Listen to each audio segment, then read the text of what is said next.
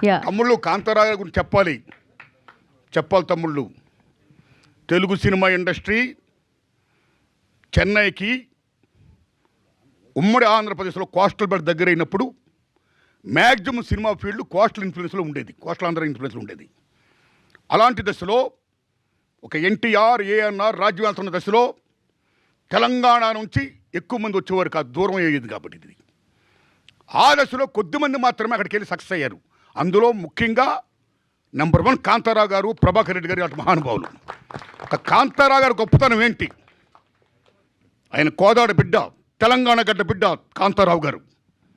అలాంటైన NTR, ఏఎన్ఆర్తో D అన్నాడు ఆయన. ఒక జానపద హీరోగా, ఒక కత్తి కాంతారావు గారుగా, ఒక తెలుగు ఎంజీఆర్ లాగా రామారావు గారితో, నాగేశ్వరరావు గారితో డి అని పాత్రలు వేసి ఛాలెంజ్గా నిలబడిన హీరో కాంతారావు గారు. మామూలు విషయంగా